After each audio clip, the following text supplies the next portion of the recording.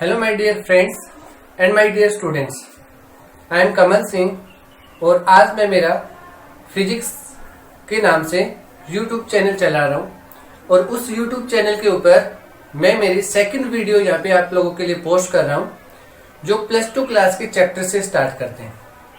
Plus two का जो physics का फर्स्ट यूनिट है वो है इलेक्ट्रोस्टैटिक्स और उस इलेक्ट्रोस्टैटिक्स का जो फर्स्ट चैप्टर है अकॉर्डिंग टू एनसीईआरटी वो चैप्टर है इलेक्ट्रिक चार्ज एंड फील्ड। तो आज हम उसी के बारे में बात करेंगे। इस चैप्टर में मैं आप लोगों को इस यूनिट के अंदर आप लोगों को मैं बेसिक सारी चीजें बताएंगे। फर्स्ट इंट्रोडक्शन ही टाइप का ये चैप्टर मेरी फर्स्ट वीडियो है, तो आप उसके बारे में जरूर देखेंगे। सबसे पहले मैं यहाँ पे वर्ड लिख रहा हूं जिसको हम बोलते हैं इलेक्ट्रोमैग्नेटिज्म। ये इलेक्ट्रोमैग्नेटिज्म मैंने एक वर्ड लिखा है, मतलब प्लस टू क्लास की जो फिजिक्स है वो टोटली इसके ऊपर चलती है। मतलब 50% जो सिलेबस होगा वो ये एक ब्रांच है अकेली जो फिजिक्स के पूरे सिलेबस के 50% पार्ट को कवर कर देती है। इस ब्रांच के अंदर हम इसको दो पार्ट्स में डिवाइड कर देते हैं पूरी की पूरी ब्रांच को। तो फर्स्ट जो पार्ट होता है हमारे पास वो होता है इलेक्ट्रोस्टैटिक्स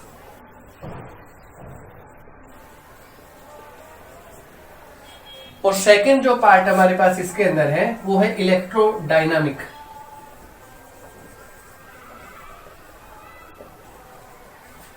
तो जो इलेक्ट्रोडायनामिक हमारे पास पार्ट है और इलेक्ट्रोस्टैटिक्स पार्ट है, ये दोनों पार्ट इलेक्ट्रोमैग्नेटिज्म के पार्ट है। तो इसको इलेक्ट्रो जो डायनामिक है और इलेक्ट्रोस्टैटिक्स हम इसको आगे फर्दर किस प्रकार से स्टडी करेंगे, किसके ऊपर बेस्ड होगी, वो चीजें हम यहाँ पे देखते हैं। तो फर्स्ट हमारे पास जो इलेक्ट्रोस्टैटिक्स है ये एक दो वर्ड्स का कॉम्बिनेशन दिया गया है जिसको हम लिखते हैं electro plus static. Electro plus static. Electro का मतलब होता है इलेक्ट्रिक चार्ज और स्टैटिक का मतलब होता है एट रेस्ट पोजीशन। तो इलेक्ट्रोस्टैटिक्स हमारे पास एक ब्रांच है फिजिक्स की जिसमें हम स्टडी करेंगे, किसके बारे में स्टडी करेंगे, इलेक्ट्रिक चार्ज की, और किस पोजीशन पे होगा वो एट रेस्ट पोजीशन के ऊपर ही होगा। और रिलेटेड फिनोमिना है हम फर्दर फिर नेक्स्ट पार्ट के अंदर। ऐसा ही हमारे पास यहाँ पे जो वर्ड दिया गया है इसको हम लिखते हैं इलेक्ट्रोडायनामिक। Electro plus dynamic. तो इलेक्ट्रो का मतलब इलेक्ट्रिक चार्ज और डायनामिक का मतलब हमारे पास है मोशन। तो इस ब्रांच में जो हम स्टडी करेंगे वो स्टडी करेंगे हम इलेक्ट्रिक चार्ज की, कि इलेक्ट्रिक चार्ज किसमें होगा, मोशन के अंदर। इस ब्रांच में जो हम स्टडी करेंगे वो हम स्टडी करेंगे इलेक्ट्रिक चार्ज की एट रेस्ट पोजीशन। तो आप सभी को दोनों के बीच में डिफरेंस नजर आ रहा होगा कि हम कौन सी ब्रांच के अंदर कि चार्ज के किस नेचर की हम बात करते हैं। चार्ज रेस्ट पोजीशन पे है तो वो ब्रांच क्या कहलाएगी, और जब चार्ज मोशन पे है तो वो ब्रांच क्या कहलाएगी। जब चार्ज रेस्ट पोजीशन पे होगा तो उसके फर्दर पार्ट्स क्या क्या हो जाएंगे उसके अंदर हम पढ़ेंगे फिर इलेक्ट्रिक फोर्स। एक पार्ट आएगा हमारे पास इलेक्ट्रिक फोर्स, दूसरा पार्ट आएगा इसके अंदर इलेक्ट्रिक फील्ड, थर्ड पार्ट आएगा इसके अंदर इलेक्ट्रिक पोटेंशियल, और फोर्थ नंबर पार्ट आएगा इसके अंदर कैपेसिटर या कैपेसिटेंस। तो ये 4 पार्ट्स हैं जो आगे चलकर फर्दर चैप्टर्स में डिवाइड हो जाते हैं। ठीक है, इलेक्ट्रिक फोर्स और इलेक्ट्रिक फील्ड चैप्टर नंबर 1 है, और इलेक्ट्रिक पोटेंशियल और कैपेसिटर ये चैप्टर नंबर 2 है फिजिक्स के अंदर अकॉर्डिंग टू एनसीईआरटी। तो फर्स्ट 2 चैप्टर जो हैं वो चार्ज के ऊपर डिपेंड करेंगे और चार्ज की जो पोजीशन होगी वो किस पोजीशन पे होगी, एट रेस्ट पोजीशन पे। सेकेंडली यहाँ पे जो चार्ज है वो किस स्टेट के अंदर है, चार्ज इन मोशन। तो यहाँ पे जो हमारे पास पार्ट होंगे वो होंगे करंट इलेक्ट्रिसिटी, कि जब चार्ज मोशन के अंदर होगा तो वो इलेक्ट्रिसिटी प्रोड्यूस करेगा, करंट प्रोड्यूस करेगा। Second part magnetism, also depend upon charge in motion. Third part EMI, electromagnetic induction, and the fourth part is AC, alternating current। तो यहां तक ये फिजिक्स का 50% पार्ट डिवाइड हो जाता है, लगभग अप्रोक्सीमेट 50% का पार्ट आ जाता है। 4 यूनिट यहां तक कंप्लीट हो जाती है। एक पार्ट और भी आता है जिसमें दोनों ही पार्ट हमारे पास रहते हैं कि चार्ज मोशन में आ जाए, जब वो एक्सेलरेट करना स्टार्ट कर देता है तो वो इलेक्ट्रोमैग्नेटिक वेव बनाएगा।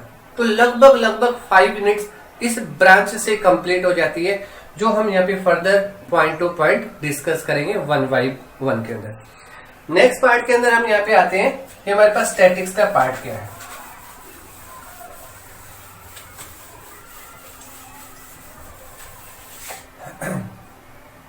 तो मैंने यहां पे लिखा इलेक्ट्रोस्टैटिक्स। तो ये जो इलेक्ट्रोस्टैटिक्स है, इस इलेक्ट्रोस्टैटिक्स के अंदर जो हम डिस्कस करेंगे वो डिस्कस करेंगे about electric charge and field. Electric charge and field. Electric charge के पहले बारे में हम बात करेंगे कि इलेक्ट्रिक चार्ज होता क्या है, कैसे काम करता है, इसकी बेसिक प्रॉपर्टी क्या है, इसकी एक्टिविटी क्या है, वो सारी चीजें।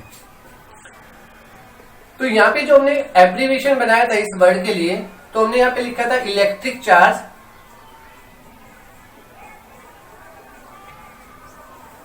At rest position. तो सिंपली हम इसको यहाँ पे डिफाइन कर सकते हैं कि हमारे पास जो इलेक्ट्रिक चार्ज है वो रेस्ट पोजीशन पे होगा, तो वो ब्रांच कौन सी कहलाएगी हमारे पास। तो इसको मैं यहाँ पे डिफाइन करूंगा इलेक्ट्रोस्टैटिक वर्ड को। It is the branch of physics which deals with the study of electric force, electric field,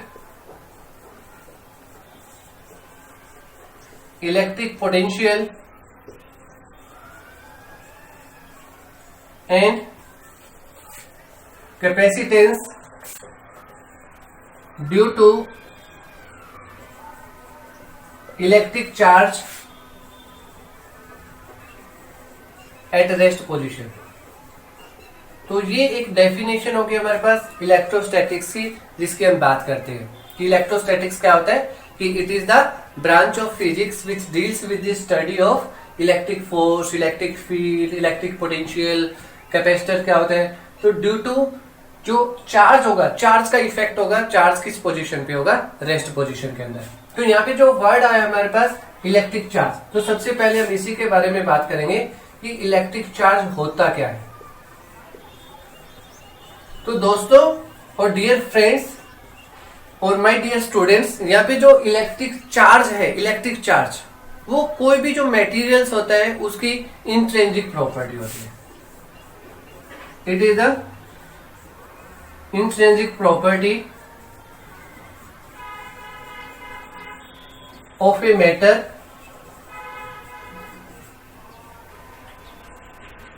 due to it experience a electric force, electric field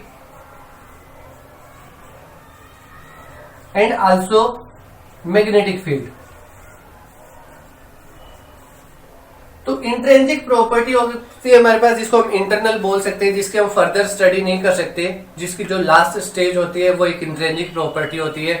ठीक है, तो इंट्रिंसिक प्रॉपर्टी है जो क्या एक्सपीरियंस करती है, एक इलेक्ट्रिक फोर्स एक्सपीरियंस करती है। जैसे मेरे पास ये एक स्केल है और स्केल के साथ मेरे पास एक सिल्क क्लॉथ है। अगर मैं इन दोनों को रब करता हूं इस प्रकार से, ये रब करना स्टार्ट कर दिया मैंने यहाँ पे, ठीक है, रब कर रहा हूं मैं इन दोनों को, स्केल और सिल्क क्लॉथ को। ठीक है, रब करने के बाद क्या किया मैंने, मेरे पास जो बीट्स ऑफ पेपर है, आप लोगों को दिखाई दे रहे होंगे, छोटे छोटे पेपर है, पीसेस, और जब मैं इनको इसके पास लेके आता हूं तो आप लोग यहाँ पे देख रहे होंगे कि इसके साथ क्या होगा, हमारे पास जो जो बीट्स ऑफ पेपर है और स्केल वो क्या कर रहे हैं, एक दूसरे को अट्रैक्ट कर रहे हैं। यहाँ पे ध्यान दो, नीचे गिर गया, दोबारा फिर लेके आए तो दोबारा फिर अट्रैक्ट हो गया। विदाउट टचिंग, बिना टच किए हमने बीट्स ऑफ पेपर को क्या कर लिया, अट्रैक्ट कर लिया। ये देखिए ये किस प्रकार से अट्रैक्शन हो रही है।